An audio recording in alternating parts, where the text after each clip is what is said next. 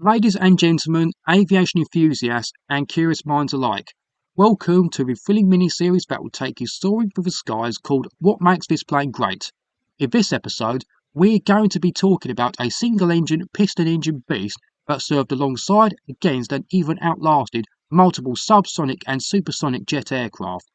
And that plane is the American attack aircraft, the Douglas A-1 Skyraider. So what makes this arguably outdated aircraft great? Well, not only did I get to see one do a really low pass at North Weald in about 2010, which was before the Shoreham air crash ruined how spectacularly planes fly, but it was also a stable and easy aircraft to fly that was quite manoeuvrable, and it could carry a heavier weapons load than a B-17 Flying Fortress.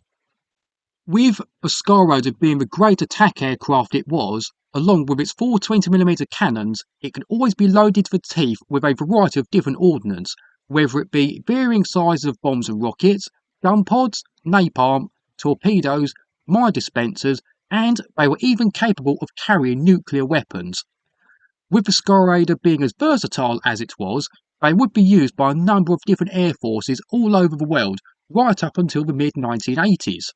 The British Royal Navy used them in the airborne early warning role, the Swedish used them as target tugs, French put them to good use in the Algerian War, and they were used by different African and Asian countries.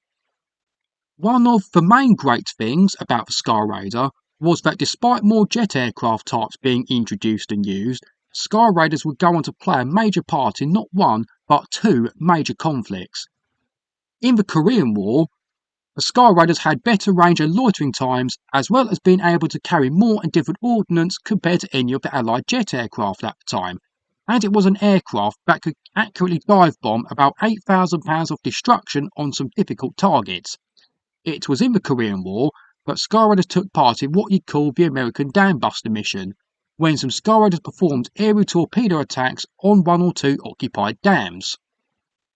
Despite the use of even later and more advanced jet aircraft and helicopters, the Skyraiders would still be heavily involved in frontline combat in the Vietnam War. Like in Korea, they could loiter around target areas longer and attack targets more accurately than what the jets could, and the Skyraiders were able to operate in all weather conditions, whereas the jets would be grounded.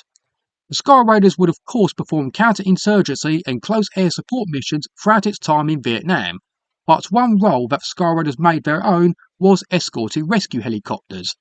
They could fly slow enough to stay with the helicopters, they had the endurance and armour to stay aloft over hostile area for hours, and they had more than enough weaponry to suppress any enemy fire, so that the vulnerable choppers could conduct their rescue missions.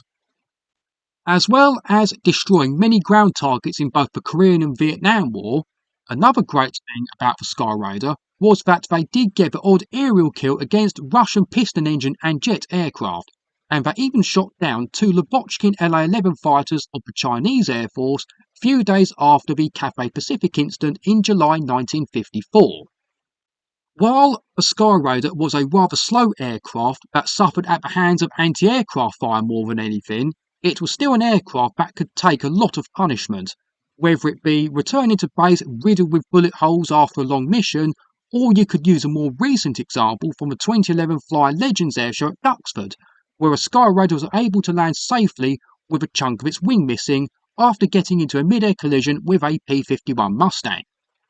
The last great thing I could think of to say about the Skyraider is that it proved to be a very versatile aircraft that could perform a whole variety of roles at both day and night, including ambulance, electronic countermeasures, RPV drone director, target tug, anti-submarine warfare, escorting rescue helicopters, early warning radar platform, and they could even be adapted to carry 12 passengers.